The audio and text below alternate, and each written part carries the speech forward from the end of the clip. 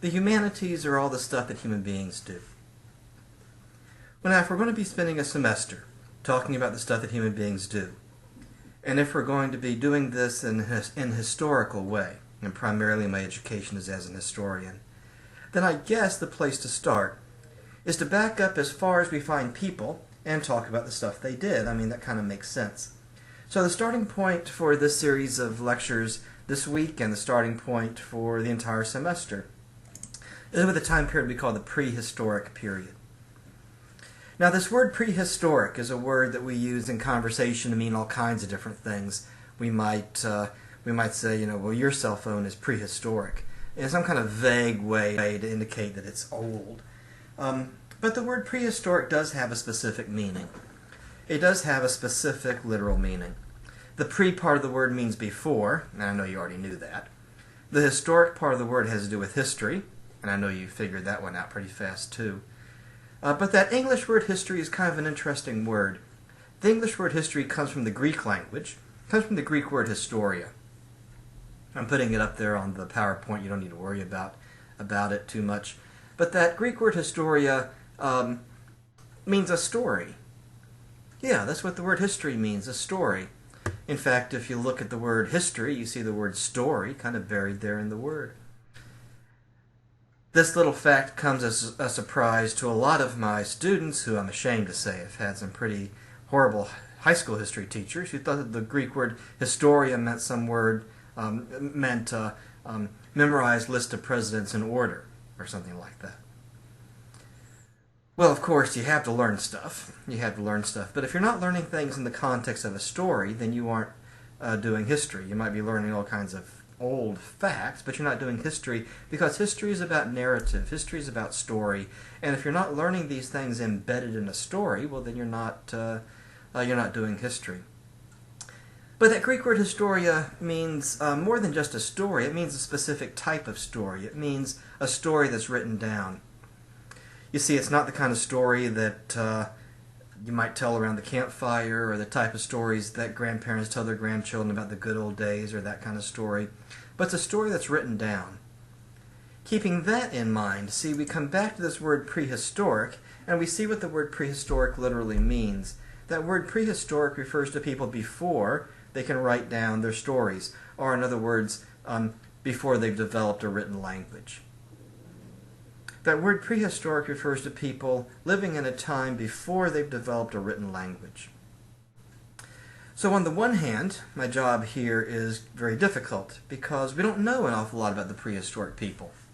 We can dig down in the dirt and dig up their bodies and dig up the stuff they made and make guesses about their lives.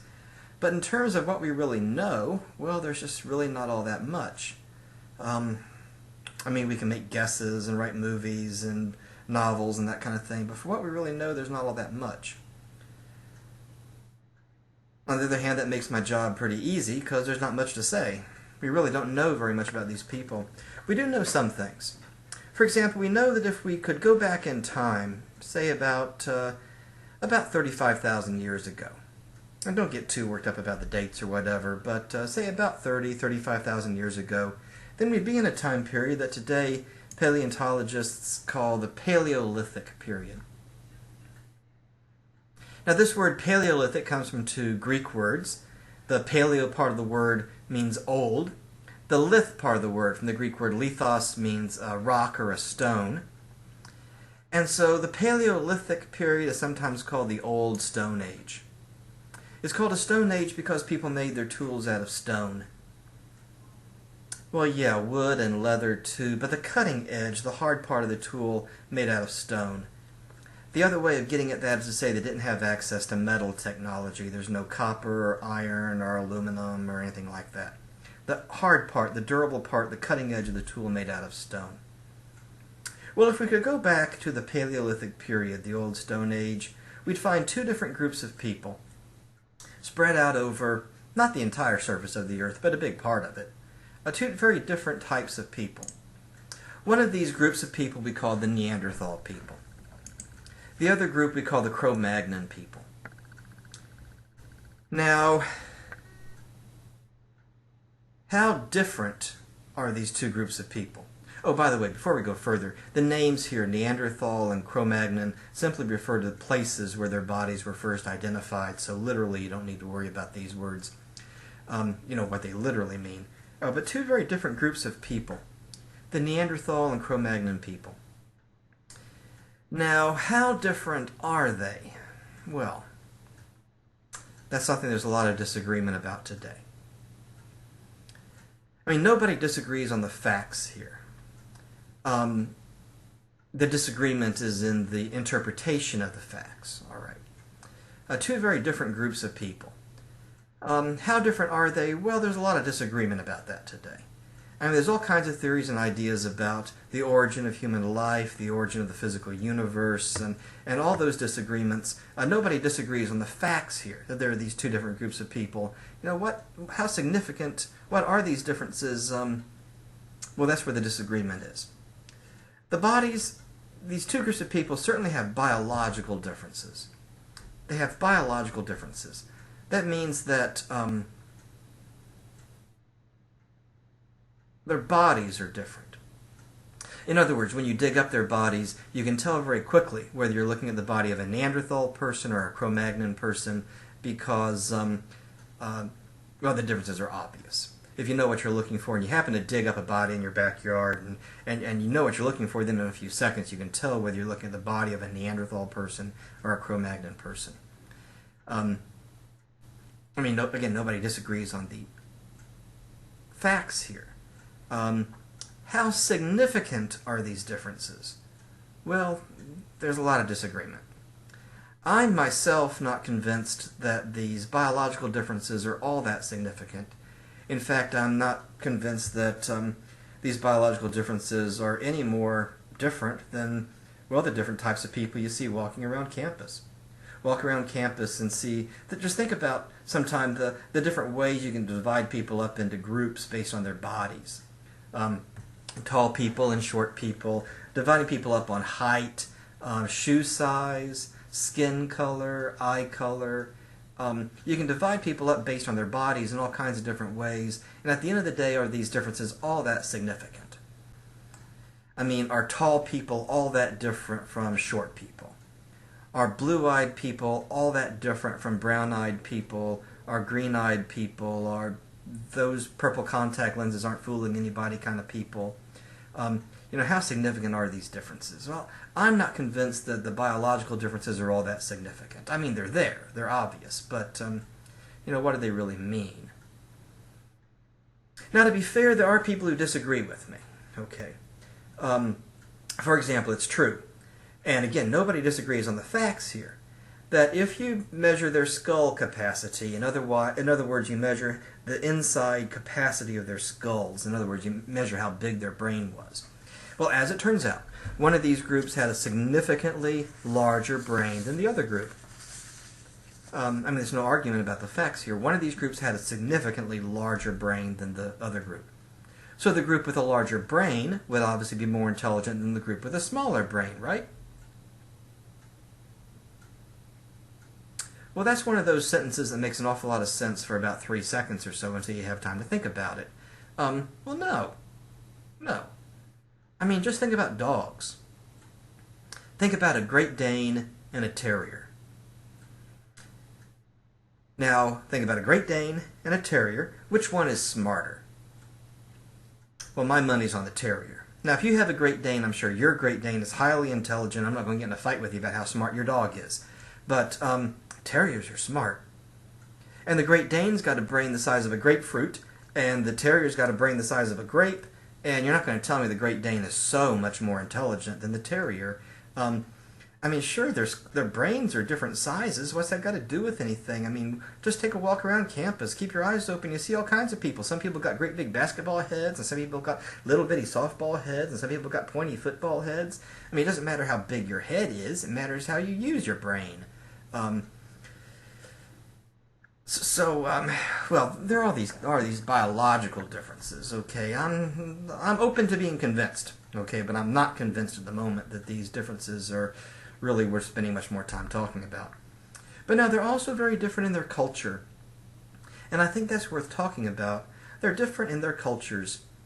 You want to say they're different in what they want out of life. It's like there's a psychological difference that can't be measured by biology. They're different in what they want out of life. Now, the Neanderthal people, they're pretty smart. They figure out pretty fast that if you take two rocks and you bang those rocks together, by definition, one rock will be harder than the other rock. And you'll discover which of those rocks is harder than the other rock pretty quickly, because the hard rock will break little pieces off of the soft rock. Well, if you do that in a straight line long enough, you end up with a sharp edge. You take some leather strap stuff, you wrap it around the stone so you don't cut your hand up, and you got a knife. Well, having a knife is pretty good. Having a knife is better than not having a knife. You have to give me that much. And then they figured out some variations on the knife, like you can take a big knife and take a stick, maybe 2 feet long or whatever, tie it to the big knife with some leather string stuff, and you got an axe. Well, now having an axe is better than not having an axe. You have to give me that much. And then it's like the Neanderthal people said, well, man, if you got a knife and an axe, what more do you want? If you got a knife and an axe, man, you're set. If you got a knife and an axe, you can get by. And you know what? The way these people lived, if you got a knife and an axe, you can get by. And getting by is pretty good. Getting by is pretty good. Getting by is better than not getting by. You have to give me that much. But then it's like the Neanderthal people said, well, man, if you can get by, what more do you want? I mean, if you got a knife and an axe, what more do you want? The Cro-Magnon people are different, though. They say, well, if you can get a knife and an axe, what more can you get? And the Cro-Magnon people are going to be inventive and creative. They're going to try new ideas. They're going to be open to new ideas. They're going to be inventive. They're going to value creativity. And, well, eventually they're going to invent two big inventions which are going to change everything. But before we talk about those big inventions, I just want to talk about a few minor Cro-Magnon inventions. Some little Cro-Magnon inventions, just to get us thinking about the process of inventing things. Like the bow and arrow. That's a Cro-Magnon invention. Now, I know all of you watching this session know what a bow and arrow are. You've at least seen them on TV. Maybe some of you have been involved in bow hunting or archery contests of some sort, so you know more about it than the rest of us do. But everybody knows what they are. When I was a kid, you go to the toy store back when they used to have toy stores, and for not much money at all, you get a little wooden bow and arrow set with rubber suction cups for arrowheads. Congress probably banned those for being dangerous or something. Anyway, you all know what bows and arrows are. But think about the process of inventing the bow and arrow, which goes something like this. I mean, we don't know, but something like this, okay? Because whoever invented the bow and arrow couldn't write down the story. But play along with me. Think about this. The invention of the bow and arrow takes putting together an awful lot of different things, an awful lot of ideas. There's an awful lot that goes into inventing a bow and arrow. Well, it's something like this. One day there's this guy, and he's messing around with some sticks, and he picks up a green wood stick, and it's maybe 2 feet long or whatever, and it's about as thick as his index finger. And he holds one end of the stick, and he pulls back the other end of the stick, and he lets it go, and the stick goes wah wah wah wah wah wah wah. Well, this doesn't surprise him. He expected that to happen. That's why he did it. But here's the key: he'd never thought about it before. He'd never thought about it before, but he thinks to himself, when the stick is bent, the stick has power.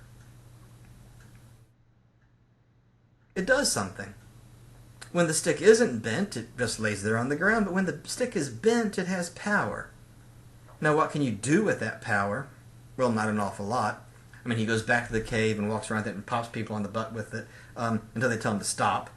But now, what can you really do with that power? Not all that much, but it's an interesting idea. It's an interesting idea because power is good. Power is a good thing. By the way, we're going to spend an awful lot of time in the semester talking about power. Power is a good thing. Everybody wants power. You want power. I want power. Even if it's just a little bit of power. And even if you really can't do anything with that power, you still want that power because power is a good thing. And it just sticks in his mind. I mean, there's nothing you can really do with the power. But it's just an idea that when the stick is bent, it has power. And then maybe days go by, maybe months go by, maybe years go by, and he's thinking about that. And he thinks to himself, you know what? If I took a bent stick and I tied it bent with some leather string stuff, and I could walk around with that power stored up in the stick. It would be kind of like you and I would think of like a battery. You could store up that power in the stick. Now what can you do with that power? Well, again, nothing. Practically nothing. But it's just an interesting idea, you see, that you can store up the power. And then one day he gets out, you know where the story's going, there's going to be a bow, right? You know where the story's going. He gets out his bow, the tied, bent stick, and he picks up another stick. It's going to be the arrow. You know where the story's going. And he kind of plays with it, lays it across, pulls it back, and zing, zing, zing, zing, zing, arrow zips around the cave. Goes ricocheting around the cave. Well, you can do that with it. Not particularly helpful, but you can do that with it. And then maybe one day he's making one of those stone knives I mentioned earlier, and he's taking the stone chips off what's going to be the knife blade, and he picks up one of those stone chips and he looks at it. And he says, well, you know, this is almost like a little knife. Now, it's too small to really use as a knife, but you know what? If I took some skinny leather string stuff and kind of tied it to the arrow, you know, I could throw a little knife a lot farther than I could throw a big knife. So he does. He takes his arrowhead, you know where the story's going, and he ties it to the arrow. He goes outside, pulls it back, lets it go, and the arrow goes wow, wow, wow, wow, all over the place. No accuracy at all. An inaccurate weapon is not only useless, it's dangerous. You don't launch a projectile unless you know roughly where the projectile is going to land. This is one of the basic rules of gun safety, right? Well, it's completely useless. But he thinks to himself, you know, if I had a way to make that arrow fly straight, I'd really have something. And maybe days go by, maybe months go by, maybe years go by, and he's thinking about that, and he thinks to himself, you know, how could you make the arrow fly straight? And right then, maybe in a straight line, he sees a bird flying through the air. And he thinks to himself, you know, birds fly straight. Birds have feathers. Maybe feathers make things fly straight. Sounds kind of crazy, but maybe if you tied feathers to the arrow would fly straight. So he does. And guess what? It still sounds crazy, but the arrow flies straight. And now you really got something. Think about that process of putting together all those little pieces of useless information. When a stick is bent, it has power. When you tie the stick bent, you can store up the power. When you tie the little rock knife to the arrow, you can throw a little rock knife a lot farther than you can throw a big rock knife. When you tie feather, and all of a sudden, wow, you really got something. It's a process of putting together little useless pieces of information. Then all of a sudden, wow, you really got something. Think about that the next time you're taking one of those classes that you're required to take. And you think, well, what? This is all useless. This has nothing to do with my life. This has nothing to do with my job. Well, what this has got to do with what I want to do with my life? This has nothing to do with me. This is all useless information. Well, yeah, until you put it all together. And then at some point you sit back and you say, whoa, wait a second. I've gathered all this useless information. Wait, now I got a bow and arrow. Think about that sometime. Or another of these minor, small Cro-Magnon inventions.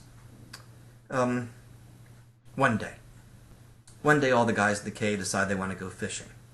So they get up early one morning and they grab their fishing spears. We call them gigs where I grew up. And they gather their gigs and they're going to walk down to the river. They're going to wade out into the middle of the river and stand there in the river and wait for the fish to swim by and then spear the fish and put the fish in a leather bag and carry it back to the cave. So anyway, one morning they all wake up early in the morning and they grab their fishing gigs and they start walking down to the river. Except for one guy. We'll call him Ugh. He's not carrying his gig. Well, the other guys notice he's not carrying his gig, and well, you know what guys are like, and they say, look at Ugh. He doesn't have his gig. Should we tell him? Oh, no, no, no, no, no. Wait till he gets all the way down to the river. He's going to have to go all the way back to get it. What a moron. Well, they all get down to the river, and they all wade out into the river, and all the guys are standing there in the river waiting with their fishing spears for the fish to swim by, except for Ugg. And Ugg walks up and down the bank for a little while, and he reaches in one pocket, and he pulls out a little curved piece of bone with some of that leather string stuff tied to it. It's going to be a fish hook. You know where the story's going. And he reaches in his other pocket, he pulls out a worm, puts it on the fish hook. You know what this is. And he walks over to the side of the river, and he's never done this before, but it looks like this is a good spot. And so he starts dragging the bait on the fish hook through the water, and then he sees a stick over there, and he says, I can get farther out. And he ties the fishing string to the fishing pole. You know where the story's going. And he maybe starts to learn how to cast it a little bit. Well, of course, all the guys are laughing at him until they realize two things. First of all, he's catching more fish than they are. And secondly, his feet are warm and dry, and their feet are cold and wet because they're standing in the middle of the river waiting for the fish to swim to them. And just think about that process of invention, which is really what I want you to do here. That process of putting together useless information until all of a sudden, whoa, wait a second, I got something. Maybe he's tired of standing in the cold river waiting for the fish to swim by. And maybe he's thinking about that, and one day he's butchering an animal with one of those stone axes, and out comes a curved piece of bone. He looks at it, and he starts to think, and all of a sudden, he's got the idea for a fish hook. Well, we could have a lot of fun with some of these Cro-Magnon inventions and reverse engineering, trying to figure out how these inventions came about through small things being discovered and pieced together.